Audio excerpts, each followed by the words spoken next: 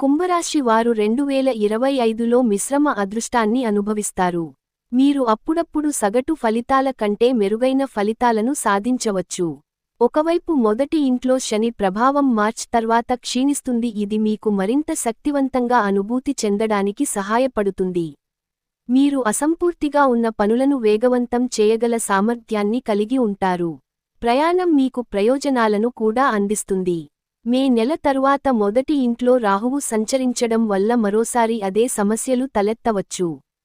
సమస్యల స్వభావం అయితే స్వల్పంగా మరియు చిన్నదిగా కొనసాగవచ్చు. ఇంకా చెప్పాలంటే అవి పూర్తిగా అదృశ్యం కాకపోవచ్చు, కానీ అవి గతంలో ఉన్నంత చెడ్డవి కావు.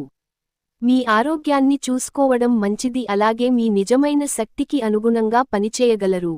ఇది మీ ఆరోగ్యాన్ని సానుకూల పద్ధతిలో నిర్వహిస్తుంది, అలాగే మీ పనిని క్రమంగా పూర్తి చేయడంలో మీకు సహాయపడుతుంది.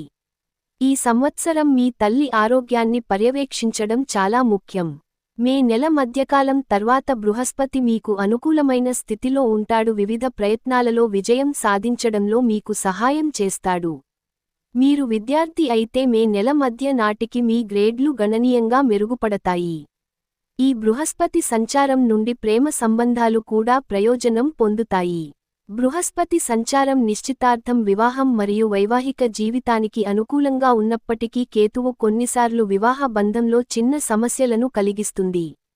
కాబట్టి బృహస్పతి ఆ సమస్యలను తొలగించడానికి ప్రయత్నిస్తాడు. సమస్యలు తలెత్తుతాయి కానీ త్వరగా పరిష్కరించబడతాయని ఇది సూచిస్తుంది.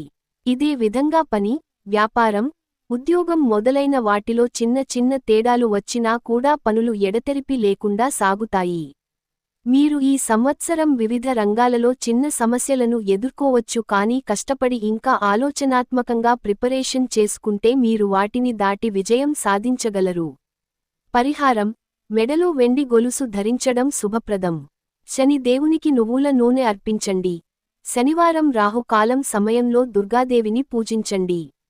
రోజూ ఉదయాన్నే సూర్యుడిని పూజించి నీళ్లు చల్లడం మంచిది.